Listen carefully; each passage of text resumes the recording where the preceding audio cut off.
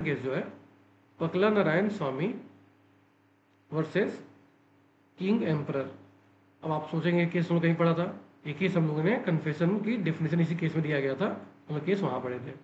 1939 का प्रीवी काउंसिल का जजमेंट है और लॉर्ड एटकिंस ने इसका फैसला दिया था और इसी ने कन्फेशन की डेफिनेशन भी इसी जजमेंट में आई थी, इसलिए इसको याद रखिएगा कि आपका कन्फेशन का डेफिनेशन भी आपको इसी जजमेंट से निकल जाएगा और डाइन डिक्लेरेशन के कुछ पॉइंट्स आपको इसी में से मिल जाएंगे। ठीक है, तो अगर ये केस याद हो तो आपको दो जगह सवाल बन सकता है। Pakala Narayana Swami versus king emperor 1939 privy council का जजमेंट है और लॉर्ड एटकिंस ने ये जजमेंट दिया था। ठीक है, तो देखिए इसके थोड़ा फैक्ट्स देखते हैं केस के। ठीक है, फैक्ट्स देखते हैं इस केस में क्या थे। फैक्ट्स ज़्यादा इसमें नहीं है, फैक्ट्स इसमें ये है। देखिए ये जो जजमेंट है किस पॉइंट इंपॉर्टेंट है ये भी बता दे रहा हूँ।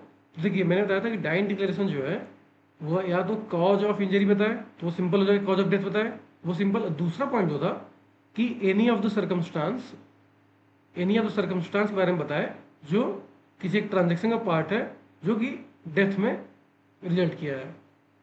ये कोई भी ट्रांजेक्शन का पार्ट हो, कोई सर्कमस्टांस जो कि रिजल्ट किया है डेथ में, अगर इसके बारे में कोई बोलता है तो वो भी डाइन डिक्लेरेशन होता है। ये पॉइंट मैंने एग्जाम्पल दिया था और ये केस जो है वो इसी पॉइंट पे है, इस पॉइंट पे केस नहीं है ये, इसलिए ये पॉइंट के लिए सबसे इंपॉर्टेंट केस, सबसे बढ़िया एग्जाम्पल पकला नारायण स्वामी आपको मिल जाएगा। ठीक है, चलिए इस पकला नारायण स्वामी जजमेंट के फैक्ट्स को देखते हैं। ठीक है, इसमें है कूरी नूका राजू, इनका नाम है कूरी नूका राजू, KNR लिखते हैं इनको। इन्होंने 3,000 रुपए का डेट दिया था किसको? पकला नारायण स्वामी के वाइफ को। किसको दिया था? 3,000 रुपए का डेट 18% के सालाना ब्याज पे, एनुअल इंटरेस्ट पे पकला नारायण स्वामी के वाइफ को दिया था इन्होंने इंटरेस्ट। ठीक है, अब जब इंटरेस्ट दिया था तो इनकी शादी नहीं हुई थी। जब ये प्रिंसिपल अमाउंट दिया था, ये जब 3,000 रुपये डेट दिया था, जब ये डेट दिया गया था तो इसकी शादी नहीं हुई थी। बाद में शादी हो जाती है पकला नारायण स्वामी से और ये लोग दूसरे जगह मूव कर जाते हैं। ठीक, जो कुकी नुका राजू है, कुरी नुका राजू, ये रिपीटेडली इनसे पैसा मांगने की कोशिश करते हैं। कई बार वो मांगते हैं, कई बार बोलते हैं, कई बार रिमाइंड कराते हैं, पर नो रिप्लाई। एज ऑलवेज आपको पता है जो पैसा ले लेता है वो देता नहीं है। तो सेम यहाँ पे सीन था, इन्होंने पैसा देने से मना कर दिया या कोई रिप्लाई ही नहीं किया कि आपको कोई पैसा भी है। और आप सोच रहे हैं 3,000 रुपये, ये 1939 का जजमेंट है, मतलब 1935-36 में ये 3,000 रुपये का वैल्यू अगर आज के हिसाब से देखा जाए तो 5 से 7 लाख रुपये करीब हो जाएंगे। मतलब ये बहुत ह्यूज अमाउंट ऑफ मनी है। ठीक है, और 18% इंटरेस्ट तो ठीक ही है। चलिए, तो ये कोई रिप्लाई इनका नहीं दे रहे थे, ना पगला नारायण स्वामी दे रहे थे, ना उनकी कोई वाइफ कोई इनका रिप्लाई दे रही थी। एक दिन एक अननोन लेटर आया, अननोन लेटर क्यों? क्योंकि उस पर नाम पता नहीं लिखा था। किसके पास आया? KNR, हमारे KNR भैया के पास, जिन्होंने पैसा दिया था उनके पास आया। उसमें लिखा था कि if you want to collect your money come to the city. If you want to collect money come to city, ये लिखा हुआ था। तो ये लेटर में जो लिखा हुआ था if you want to collect the money come to city, तो ये कुरीनू का राजू को लगा कि मैंने तो एक ही इंसान को, मतलब जो कि पकला नारायण स्वामी की वाइफ को ही मैंने डेट दिया है, मैं एक ही इंसान को डेट दिया हूँ और एक मेरे पास लेटर आता है जिसमें बोला जा रहा है कि आपको पैसा चाहिए, आप शहर में आ जाइए, आपको पैसा दे दूंगा। तो इनको लगा कुरीनू का राजू को लगा कि ये पकला नारायण स्वामी का ही लेटर है। ये अननोन लेटर को उन्होंने इंटरप्रेट कर दिया कि ये तो पकला नारायण स्वामी का ही लेटर है, क्योंकि मैंने तो लोन एक ही जगह दिया है और वो हमको पैसा रीपे करना चाहते हैं। तो हमारे KNR भाई साहब ने अपनी वाइफ को ये बात बताया कि मेरे पास एक ऐसा लेटर आया है और मैं जा रहा हूँ शहर में और मैं पैसे लेके आऊँगा। इन्होंने अपनी वाइफ को क्या बताया? देखिए, अब यहाँ से मैं आपको थोड़ा जोड़ने की कोशिश करता हूँ। ये था अब ट्रांजेक्शन शुरू हो रहा है, अब इसको नोट करिए। ये था सर्कमस्टांस 1। ठीक है, और सर्कमस्टांस 1 जो था उसके बारे में KNR ने अपनी वाइफ को बताया पूरी बात बताई कि एक लेटर आया था, उसमें ये लिखा हुआ है और इसकी वजह से मैं जा रहा हूँ शहर और मैं पैसे कलेक्ट करके ले आऊँगा। ठीक है, जी हाँ, इतनी बात हुई थी। और ये लेटर कब आया था? ये आया था 20 मार्च को। 20 मार्च को आया था। 21 मार्च को भाई साहब शहर के लिए ट्रेन में बैठे और ये कभी वापस जिंदा आए ही नहीं। 23 मार्च को एक ट्रेन में बड़े संदूक में, लोहे का जो बक्सा तो एक टाइप का होता है लोहे का, उसको क्या कहते हैं? ट्रंक। एक सेकेंड। तो जो ट्रंक होता है उसमें एक डेड बॉडी फाइंड किया गया।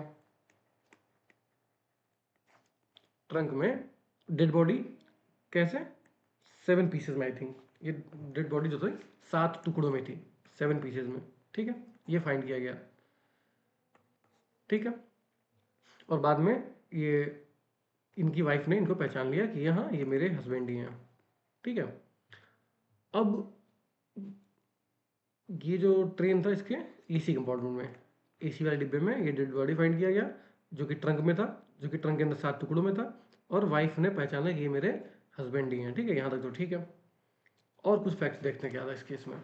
ठीक है, और कुछ और फैक्ट्स देखते हैं। जो हमारे पकला नारायण स्वामी हैं, उन्होंने एक स्टेटमेंट दिया था। उन्होंने एक स्टेटमेंट दिया, किसको? पुलिस को स्टेटमेंट दिया। और उन्होंने एडमिट किया कि KNR भाई साहब, राजू भाई साहब हमारे यहाँ आए थे। उन्होंने स्टेटमेंट दिया कि वो मेरे आए थे। ठीक है, और उन्होंने डिनर किया और चले गए।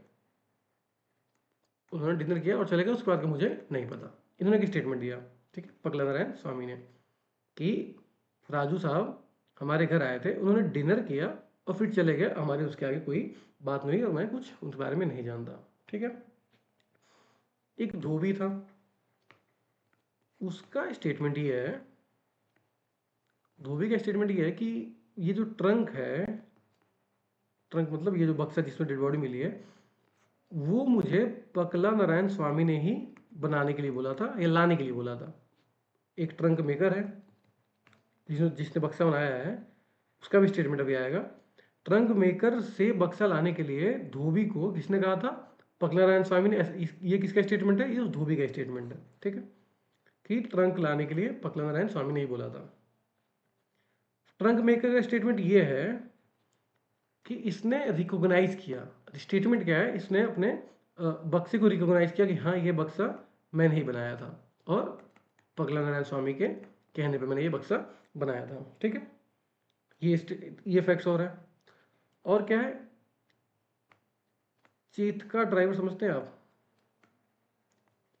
पहले के समय ये कार्ड जैसे होता था और आगे आदमी खींचता था।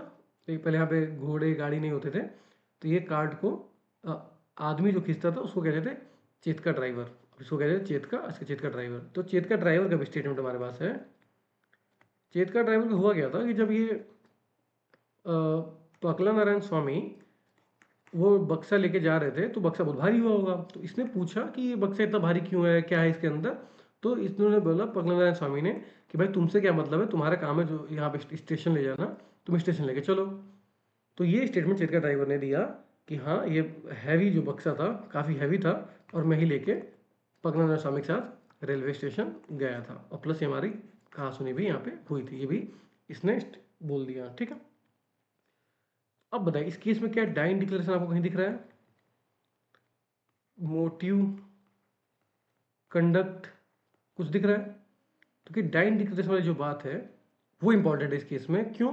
क्योंकि इसमें डाइन डिक्लेरेशन जो है वो एग्जिस्ट करता है, पर ऐसा नहीं है जो एकदम हम लोग सिंपल समझते हैं कि कॉज ऑफ डेथ कोई बता दे तो हो गया डाइन डिक्लेरेशन, पर ऐसी बात नहीं है। मैंने बताया था कि एनी ऑफ द सर्कमस्टांस के बारे में कोई बताए, एनी ऑफ द सर्कमस्टांस, वो कैसे सर्कमस्टांस होंगे?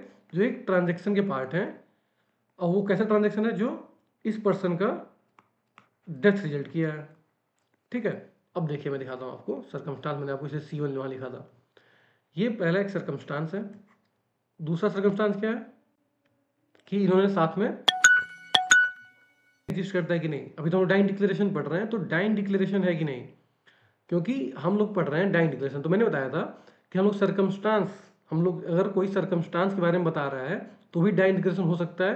कब? जब वो सर्कमस्टांस किसी ट्रांजेक्शन का पार्ट हो और वो ट्रांजेक्शन डेथ रिजल्ट करने में कॉज बनता हो। तो देखिए मैंने बताया कि सर्कमस्टांस 1 जो है, ये पहला सर्कमस्टांस क्या था कि भाई लेटर आया है। सॉरी, सर्कमस्टांस तो ये था ना, सर्कमस्टांस 1 ये था कि यहाँ पे लेटर आया है। और सर्कमस्टांस 1 के बारे में इसने अपनी वाइफ को बताया है, तो एक स्टेटमेंट दिया है। किसके बारे में स्टेटमेंट कैसा दिया है? एक सर्कमस्टांस के बारे में स्टेटमेंट दिया है। ठीक है, के एन आर ने एक सर्कमस्टांस के बारे में, ये जो सर्कमस्टांस है उसके बारे में एक स्टेटमेंट दिया है।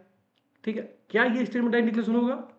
आइए इसको चेक करते हैं, क्या ये स्टेटमेंट डाइंग डिक्लेरेशन हो सकता है? तो यही स्टेटमेंट डाइंग डिक्लेरेशन होगा। कैसे? तो देखिए, ये एक पार्ट ऑफ ट्रांजेक्शन है। कैसे? ये पहले एक लेटर आया, फिर बाद में इन्होंने बोला कि हमने साथ में बैठ के क्या किया है, डिनर किया है। वो वाला स्टेटमेंट कहाँ गया? डिनर वाला स्टेटमेंट कहाँ गया? चलिए वही गया। ठीक है, सर्कमस्टांस 1 ये था कि लेटर आया है। सर्कमस्टांस 2 था कि इन्होंने डिनर किया है। सर्कमस्टांस 3 था, अभी सर्कमस्टांस 2 था कि हमारे राजू साहब ट्रेन में गए हैं, कहाँ? पगला नारायण स्वामी के शहर में। सर्कमस्टांस 3 का कि पगला नारायण स्वामी और के एन आर साथ में बैठ के डिनर किए हैं। ये कहाँ से पता चला? क्योंकि ये पगला नारायण स्वामी ने कन्फेस किया है। सर्कमस्टांस 4 कहें तो वो डेथ था, तो इसको सर्कमस्टांस 4 क्या कहेंगे? इसको कहेंगे एंड ऑफ द ट्रांजेक्शन। ये आपको ट्रांजेक्शन दिख रहा है एक, उसमें कई सर्कमस्टांसेस दिख रहे हैं। तो मैंने आपको बताया था डाइंग डिक्लेरेशन पढ़ाते समय ही कि देखिए, किसी एक सर्कमस्टांस के बारे में भी अगर कोई बता रहा है तो भी डाइंग डिक्लेरेशन हो सकता है, बशर्ते ये है कि एक ट्रांजेक्शन होना चाहिए जो कि डेथ कॉज कर रहा है। आखिरी में डेथ, सर्कमस्टांस खत्म कहाँ होगा? जहाँ डेथ हुआ।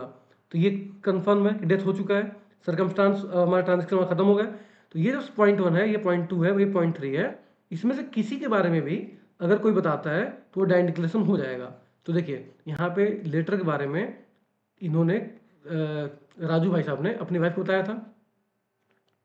तो ये जो C1 के बारे में जो स्टेटमेंट ऑफ C1 है, C1 मतलब क्या? सर्कमस्टांस 1 के बारे में जो स्टेटमेंट दिया गया है वो क्या है? यही होगा डाइंग डिक्लेरेशन। इसमें कोई डाउट हो तो बताओ। ये होगा डाइंग डिक्लेरेशन। क्यों होगा? क्योंकि मैंने आपको कल की क्लास में बताया था, रीड करके बताया था कि एक तो हो गया डायरेक्टली आपने कॉज ऑफ डेथ बताया, तो वो तो सबसे सिंपल है। लेकिन जो दूसरा पार्ट है वो लोगों को समझ नहीं आता है कि दूसरा पार्ट में क्या है। बहुत लोग मैंने देखा यूट्यूब पे, बड़े बड़े चैनल्स वो बता रहे हैं कि सर्कमस्टांस मतलब कि हालात, किस हालात में मृत्यु हुई ये बताना है, पर वो नहीं होता है। एक ट्रांजेक्शन चल रहा हो, एक ट्रांजेक्शन चल रहा हो जो खत्म होता है डेथ पे, और किस इस ये ट्रांजेक्शन जो चल रहा है उसमें कई सर्कमस्टांसेस होंगे, कई इवेंट्स होंगे। ट्रांजेक्शन होता क्या है? सीरीज ऑफ इवेंट्स या सीरीज ऑफ सर्कमस्टांसेस। तो इस किसी भी सर्कमस्टांस के बारे में अगर कोई स्टेटमेंट दिया गया है और ये ट्रांजेक्शन रिजल्ट करता है डेथ में, तो ये जो स्टेटमेंट होगा वो डाइंग डिक्लेरेशन की तरह ट्रीट किया जा सकता है। अब बात रही एविडेंशियरी वैल्यू पे, तो ये जो एविडेंशियरी की वैल्यू होती है, इसकी थोड़ी एविडेंशियरी वैल्यू लो होती है, इसकी एविडेंशियरी वैल्यू काफ़ी लो होती है। तो इसलिए इसको कोरैबोरेटिव एविडेंसेस के साथ ही देखा जाता है। इस केस में हमारे पास कोरैबोरेटिव एविडेंसेस काफ़ी थे, और इस केस में पगला नारायण स्वामी को मर्डर के लिए कन्विक्ट किया गया था।